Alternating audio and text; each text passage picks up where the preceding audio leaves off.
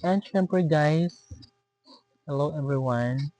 Inorganize ko rin po yung mga cards ko kasi bumili ako guys ng multi-slot card holder para ma-organize yung mga cards ko, ATM cards, discount cards sa mga grocery store, kung ano-ano pang cards na meron tayo. Like, ay pwede rin siya guys yung mga national ID card, di ba parang ATM na rin yun.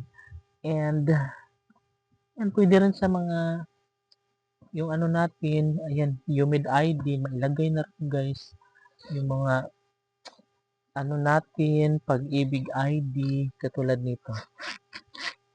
Ayan guys, no? Sobrang maganda siya and naisaayos ko, na-organize ko yung mga iba't ibang cards natin. So, sobrang marami pong laman guys. Marami pong compartment na paglagyan ng ating mga cards na kailangan, no? Like for example,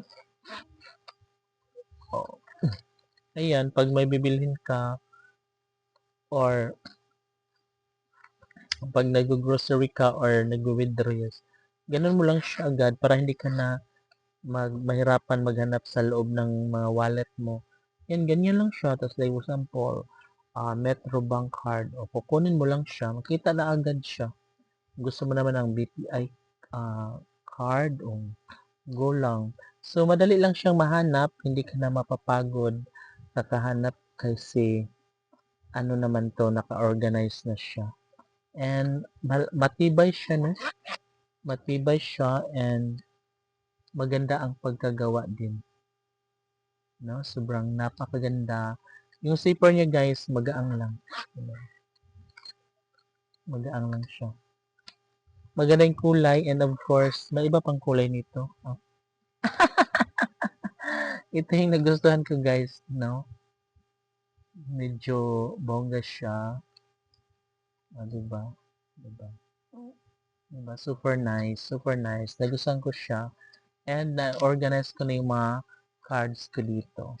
Nice! So, ayun lang guys. Matibay lang ito and sobrang mura lang. Nabili ko siya sa mga ano, online shops. Mga ganun. And of course guys, ito po ay maganda talaga siya. No? So, ayun lang. See you all tomorrow. Hindi ako nakapagpunta doon sa pabahay. Hindi ako nakagala with my alagang mga aso kay busy man ako sa barangay kanina. So, that's it. See you tomorrow, guys. Bye.